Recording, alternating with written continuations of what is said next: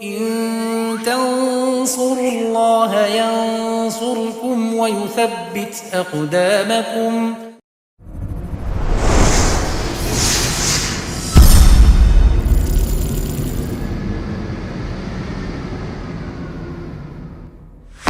Baik, pada tahun 8 Hijriah ini terjadi perang yang sangat hebat. Ini nampak awal dari kehebatan Khalid dalam pertempuran. Khalid bin Walid diutus dalam pasukan perang Mu'tah melawan orang-orang Romawi.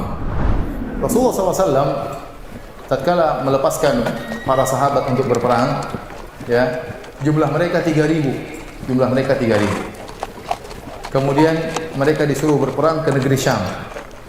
Kemudian Rasulullah SAW tidak seperti biasa. Biasanya Rasulullah SAW kalau mengirim Sariyah adalah pasukan yang Rasulullah kirim, Rasulullah tidak ikut. Kalau Ghazwa, Rasulullah SAW ikut, namanya Ghazwa. Kalau Sariyah, Rasulullah SAW tidak ikut dalam pasukan tersebut. Biasanya Rasulullah SAW kalau kirim Sariyah, pemimpinnya cuma satu, amirnya cuma satu, panglimanya cuma satu. Namun kali ini aneh, Rasulullah SAW langsung tunjuk 3 panglima. Kata Rasulullah SAW, menjadi panglima adalah Zaid bin Harithah. Kalau Zaid bin Harithah meninggal dunia, maka panglima diganti oleh Ja'far bin Abi Thalib. Kalau ternyata Ja'far meninggal dunia, maka Abdullah bin Rawaha yang akan menjadi pemimpin. Taib, kalau Abdullah bin Rawaha meninggal, Nabi tidak ngomong. Nabi cuma tunjuk berapa orang? 3 orang. Semua orang tahu yang paling jago siapa? Khalid. Kenapa Nabi tidak bilang Khalid kamu jadi pemimpin sejak awal? Kenapa? Karena Khalid lebih muda dari mereka dan baru saja masuk Islam. Nabi juga memperhatikan perasaan kaum muslimin. Kalau Khalid atau Khalid kamu jadi saja, mungkin ada namanya manusia ya. Nabi ingin penunjukan itu secara aklamasi terjadi dengan sendirinya. Maka berangkatlah mereka dari kota Madinah 3.000 orang menuju Mu'tah. Mu'tah itu jaraknya dari Madinah 1.100 km. Jadi mau perang jalan dulu 1.100 km. Ada yang naik onta, ada yang jalan kaki, naik kuda 1.100 km. Kalau kita mungkin belum sampai sudah mati di luar di tengah jalan. 1.100 km ya, jauh. Yang ente lawan bukan orang Indonesia, yang pendek-pendek, orang Romawi, gede-gede, keren-keren, gagah-gagah. Ingat, negeri Syam dikuasai oleh Romawi. Romawi itu adalah negeri adidaya nomor 1. Romawi kemudian apa?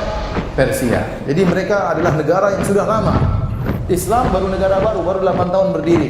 Sementara Romawi, Persia mungkin sudah ratusan tahun, mungkin sudah ribuan tahun. Sudah lama mereka berdiri sebagai negara.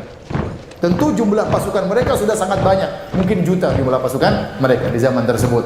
Karena mereka umur mereka sudah ratusan tahun. Islam baru 8 tahun. Tidak diduga ternyata sampai di sana mereka dihadapkan dengan sekitar 200.000 pasukan Romawi. 3.000 lawan 200.000. Satu banding berapa itu? 1 banding 70-an ya. 1 banding 70-an. Yang sangat tidak seimbang. Maka tatkala mereka dikagetkan dengan jumlah yang begitu banyak, sebagian mereka mengatakan bagaimana kalau kita bertanya dulu kepada Nabi, kita kirim surat kepada Rasulullah SAW, tunggu apa perintah Nabi SAW.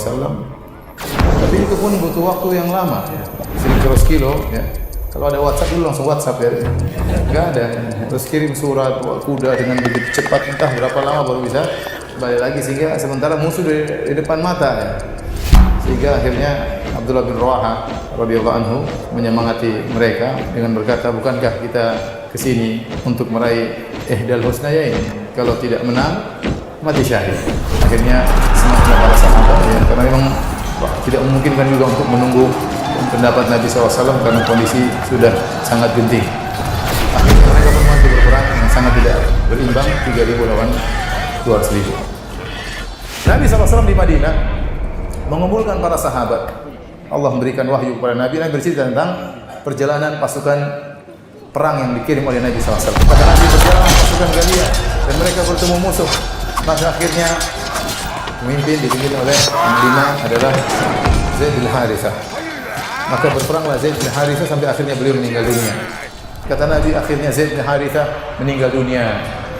Dan Zaid bin Harithah ini sangat dicintai oleh Nabi SAW.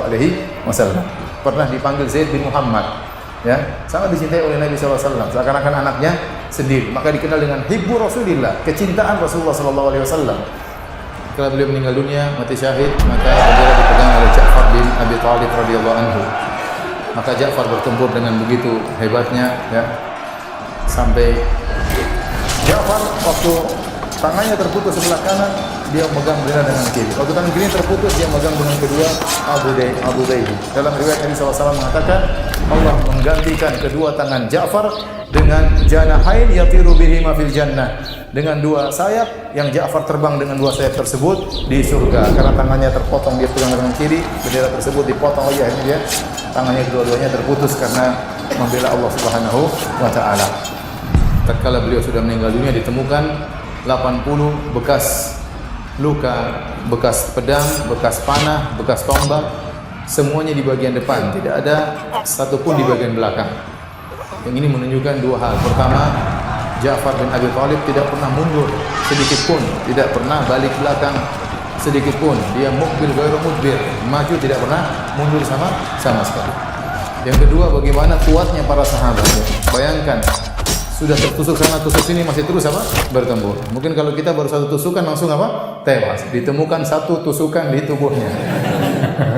Ini 80 masih berarti luar biasa, tikam sana tikam sini masih terus bertempur, masih terus bertempur.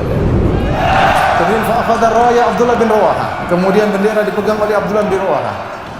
Abdullah bin Rawaha ingin bertempur, dia terdiam melihat hebatnya peperangan.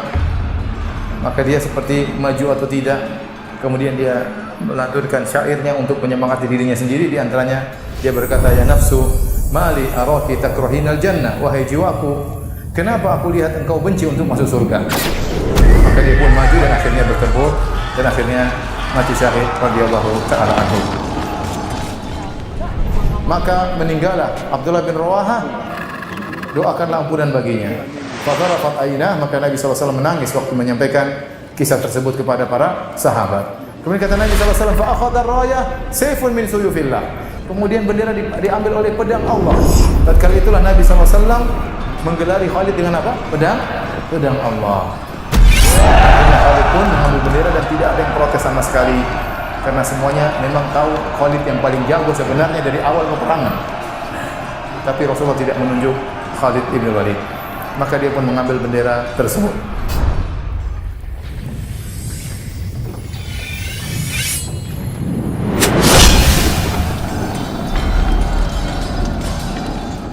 Maka Khalid bin Walid pun bertempur dengan begitu hebatnya.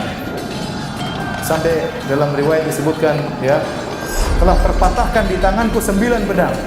Jadi Khalid bertempur dengan pedang langsung begitu kuatnya pedangnya patah, entah mukul kepala orang, tengkorak orang, entah sudah berapa yang dia bunuh.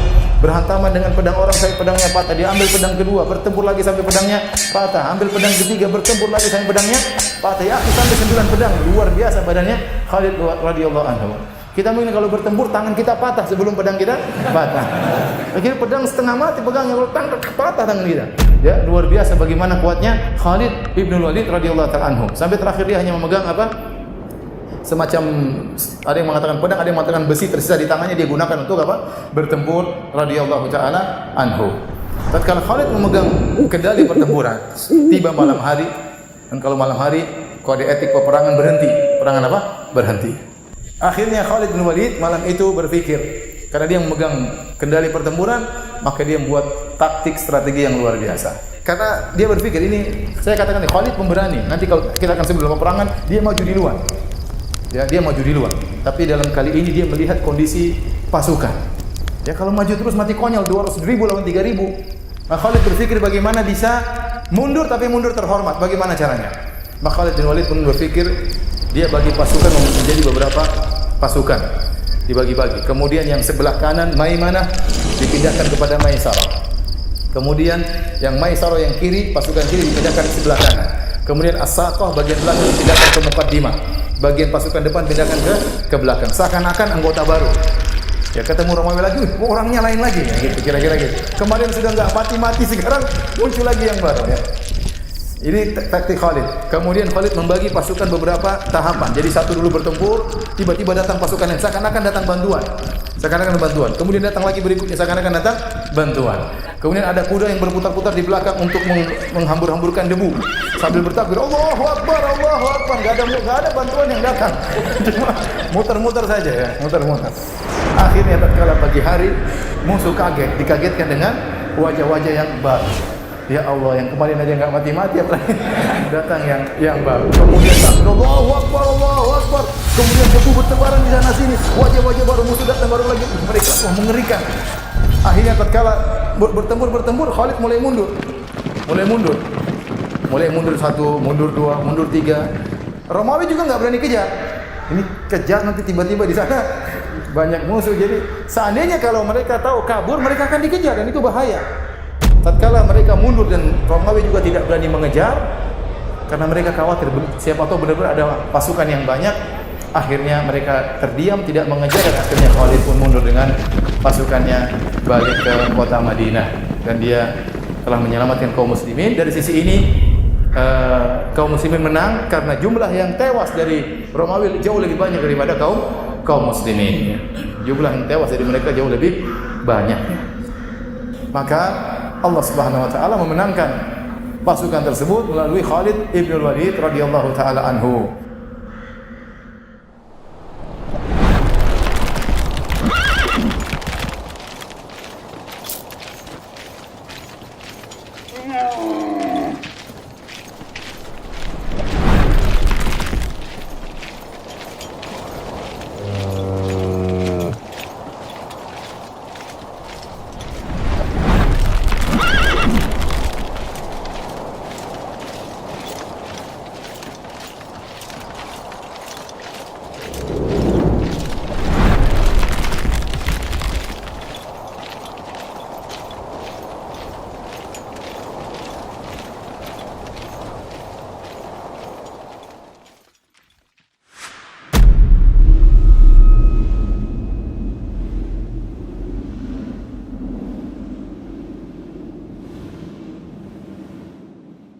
إن تنصروا الله ينصركم ويثبت أقدامكم